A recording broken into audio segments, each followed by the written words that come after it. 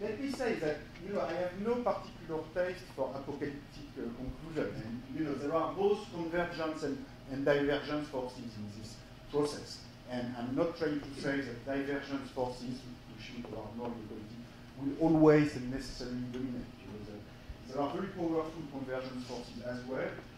The most powerful convergence forces in terms of distribution of income and wealth is probably the diffusion of knowledge both between countries, so technical change is transmitted between countries, and this can be fostered by economic financial integration, and also within countries, and of course adequate educational institution and investment in skills can help.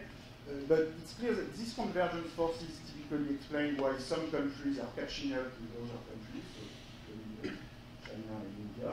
We don't know yet until which point they will converge. There is clearly a convergence process going on. And within countries, when education spread to a larger group, this is probably the most powerful convergence force. Now, there are also divergence forces, and the point is that they can be stronger, even with perfect competition, perfectly functioning markets, and we need to be worried about that. So I will talk about mostly two divergence forces. The first one is pretty trivial, and I'm sorry for being so trivial, but I think unfortunately this matters, which is that when top earners set their own pay, so when the invisible hand is replaced by the dragging hand, if you wish, they tend to go too far. And the recent experience suggests that this can become quantitatively so important that we really need to worry about the pay setting process at the very top of the distribution. And another divergence force, which in a way is even more disturbing than this one, is the fact that in low growth mature economies, and in particular when the growth rate gets permanently and for very long time periods lower than the rate of return to wealth, so this is what R bigger than G means, and we will come back on this later, then you have very powerful divergence forces that are in place, and that was the case in the 19th century and for most of history, and that seems to be heading in this direction for the 21st century. With relatively low growth, in particular low population growth, negative in some European countries. And when the rate of return is bigger than the growth rate, you can see that what happens intuitively is that wealth coming from the past, could be inheritance, but other forms of wealth, get capitalized at a faster rate than new income, for instance, at the growth rate of wages, for those who already have their labor. And this can be very powerful. Just if you have a rate of return of 4 or 5%, a growth rate of 1 or 2 during 40, 50 years, and sometimes you have more than 3, 4, 5%, especially for top fortunes. If you do repeat that over a century or half a century, you have pretty disturbing distributional outcomes in the end.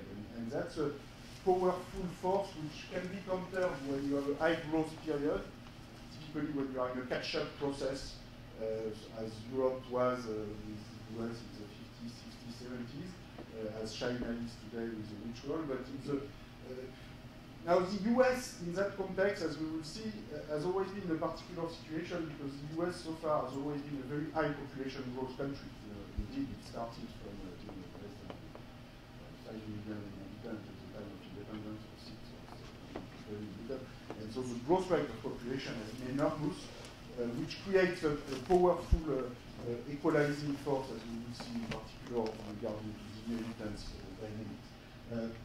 So let me do the transition to the US. So this lecture is going to be mostly focused on inequality in America, and this is the roadmap of what I'm going to be saying. So first point, inequality in the US right now is at a larger level than it has ever been in American history, at least as far as we can measure it. So one way to summarize it is that about 50% of national income goes to the top 10% income, including about 20 to the top one. which is approximately the same record high levels that you had in what I would call old Europe, because of Europe before World War I, before the rise of the modern welfare state, and before Europe became a different planet. And old Europe in 1910 was really extremely egalitarian. And we have approximately the same level in the US right now. Now, does this mean that US 2012 is just like France 1914 or UK 1913? But not exactly. You know, as compared to UK or France at that time, the current US inequality still has a different structure, and it is more based upon top, very high labor incomes and less upon inherited wealth, which, to say it is in a way, is good news, except that, and there are two big caveats to bring to this optimistic point, if you wish. First, you know, this is more a matter of degree. You know, this is not, you know, U.S. wealth concentration, as we will see, is very large. The concentration of inherited wealth is extremely large. You know, the top 10% in wealth is over 70%, you know, it's even more than national income. Now, it is true that in UK or France in 1910, it was 90% of wealth going to the top 10. So basically, there was no middle class at all. So it depends where you put the standards exactly. You know, it's not, yes, it's a bit more, it's certainly a bit more meritocratic, a bit less inheritance-based than France or UK in 1910. But you know, as compared to the sort of ideals that people have had in mind throughout most of the past century, that doesn't, you know, that doesn't mean you know, inheritance does not matter. And also, you know, US wealth income ratio might also rise in the future. So far, as I was saying, the key difference with Europe, and I will emphasize this mechanism, has been population growth, and I will try to explain to you why this has an impact mechanically on the relative importance of inherited wealth and labor income for inequality.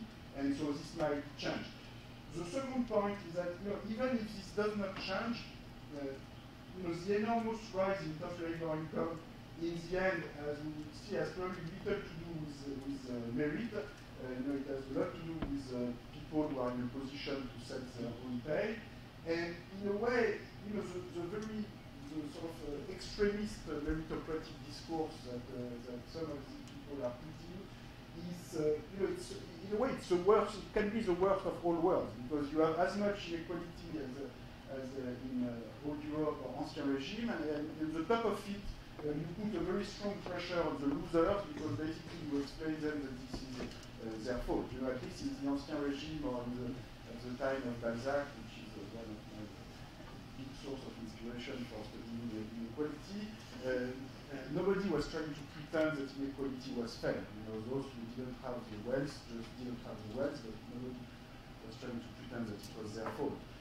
Now, here the big difference is that we have this very strong meritocratic discourse, which you know, can put quite a lot of stress on